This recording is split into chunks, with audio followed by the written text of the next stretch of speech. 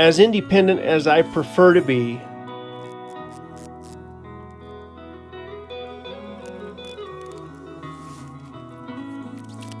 there's nothing better than knowing that when I do need help, my wife and kids are close by.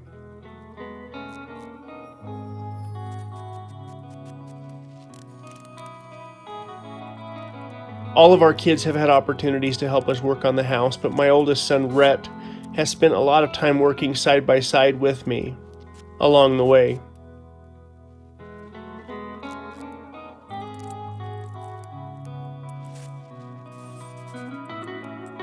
There are simply times when I need to work alone, but most of the time I love working alongside my wife and kids.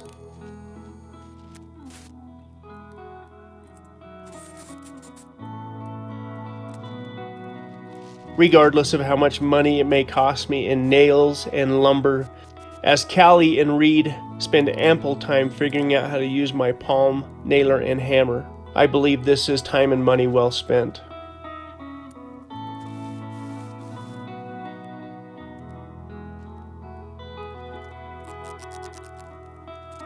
As a kid growing up, I can remember a very independent old man that lived directly across the street from my grandfather.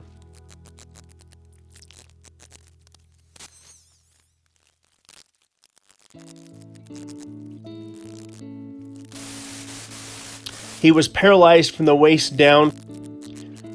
One day, my dad and my brother stopped by my grandfather's house, probably to mow the yard, when we realized that old Brother Baker across the street was running his rototiller while sitting behind it in his wheelchair.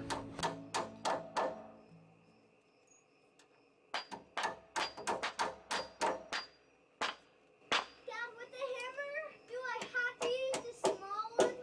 You can do whatever you want, but the small ones don't bend. The small ones are the easiest ones to hammer in. Are you still trying to make the letter R? I was trying with this thing, but it ruined it. So, trying to make it right here.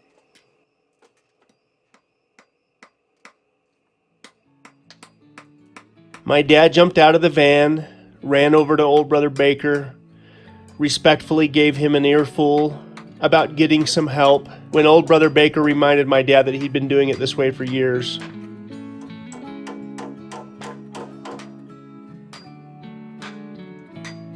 We still helped him get it finished.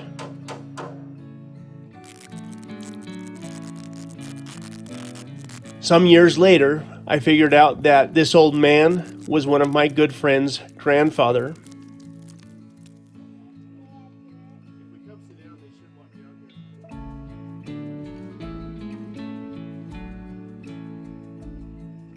One day we decided to stop by and check on him to make sure he was doing okay.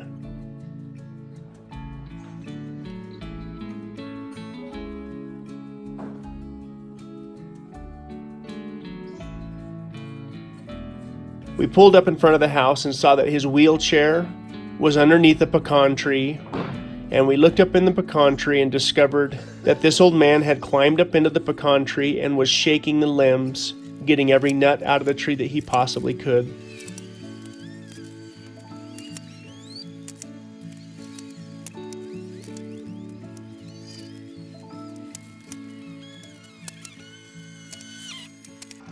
Again, his grandson respectfully gave him an earful, and we helped him pick up these nuts and went on about our business.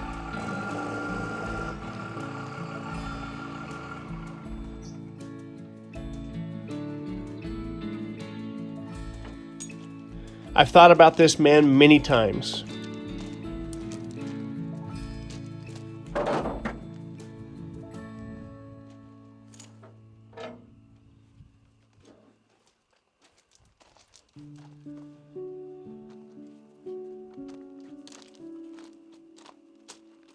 Regardless of his limitations, he did whatever he had to do and almost never asked for help.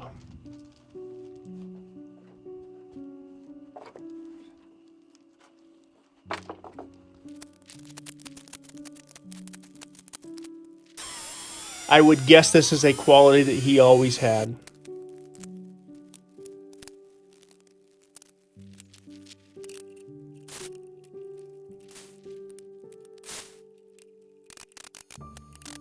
After running over to the neighboring community to pick up some 1x12s from the local sawmill, I finished one good book and was looking for another.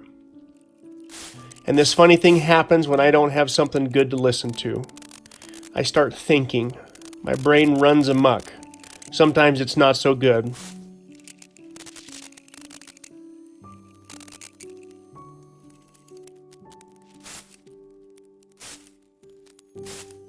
I remembered that I had read on Facebook that an acquaintance of mine that I haven't seen in almost 20 years passed away this week from cancer, leaving a husband and 2 young daughters behind.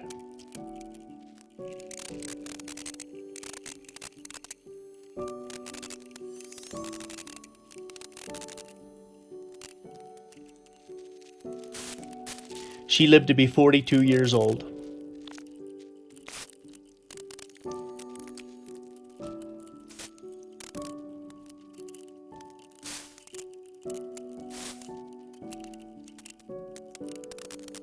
Truth be told, I haven't seen her or talked to her in over 20 years, but for whatever reason, because I didn't have a good book to listen to, my brain continued to think about the effect that her leaving this earth will have on her husband, her daughters, and those that knew her and loved her.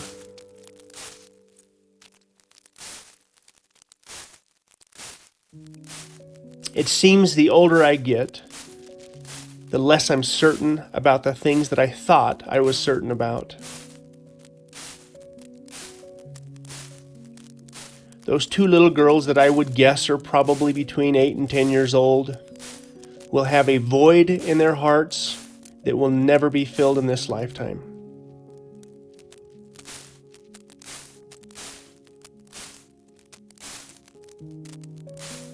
I think about the challenges ahead for her husband as he tries to figure this thing out.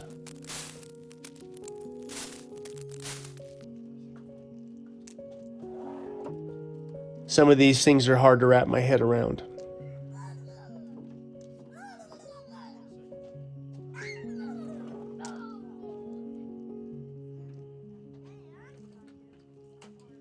I mentioned to my wife about this friend's passing. We briefly talked about it, but the truth is sometimes life just flat doesn't make sense.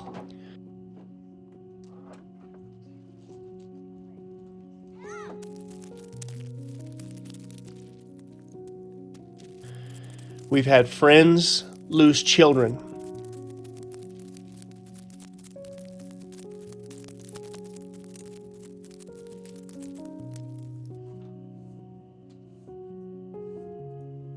And then we've had friends like old Brother Baker that lived deep into his 90s.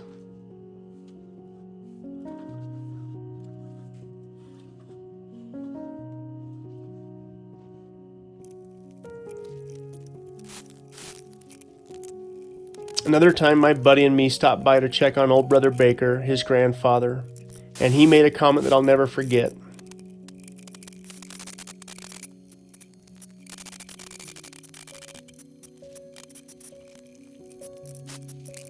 He looked at the 2 of us and he said, "Do you ever feel like the good Lord just forgot about you?"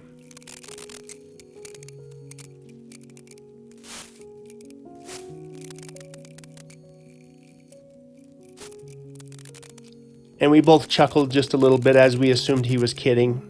Then we looked at him and realized that he wasn't kidding.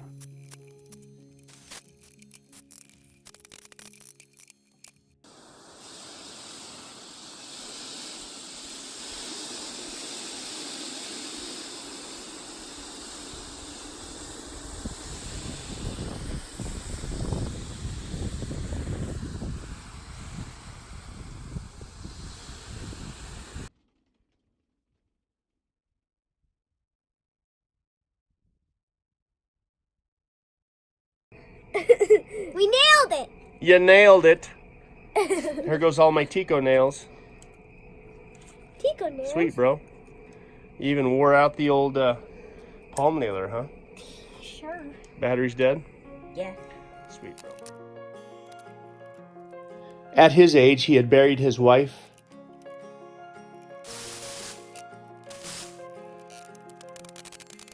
His closest friends were gone. His body was just about used up, but his brain, his memory, was sharp as a tack.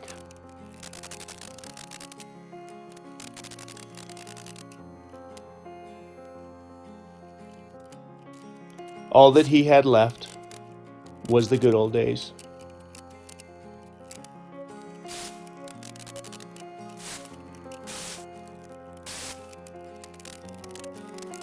What the mortal brain perceives to be bad things happens to good people every single day.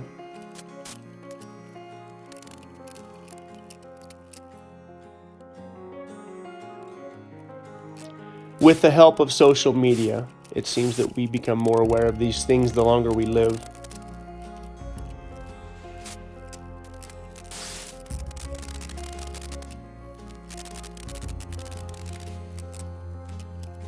So as I contemplate these things, it seems the moral of the story is to make the best of what we have to work with every single day. To tell those closest to us how much we love them. Forgive those that need forgiveness.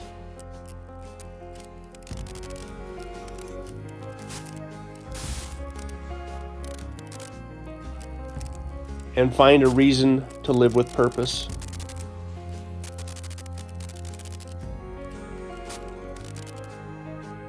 Like they say, the only guarantee is death and taxes.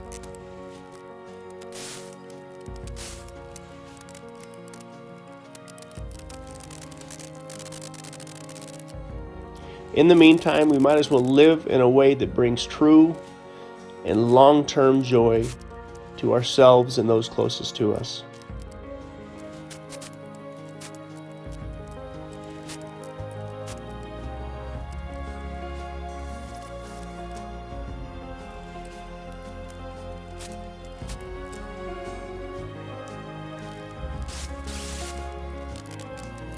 The good news is I found a new book.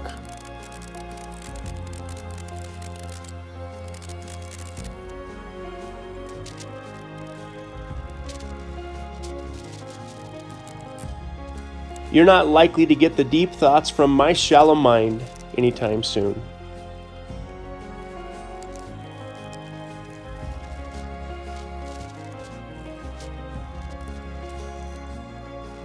The front porch is nearly finished.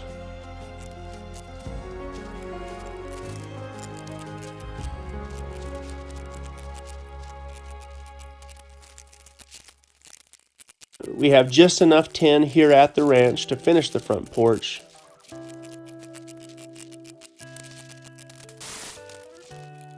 This is tin that we removed last year from an old mink shed not far from here, and the tin is beautiful.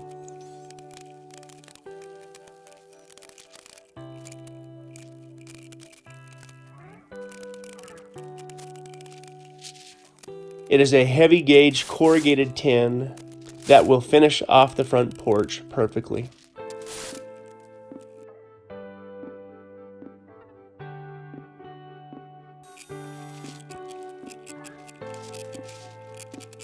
Now that the front porch is finished, Cedar has asked that I focus on the siding, get the siding finished up, get the porch and the eaves stained, and get prepared to finish off the inside.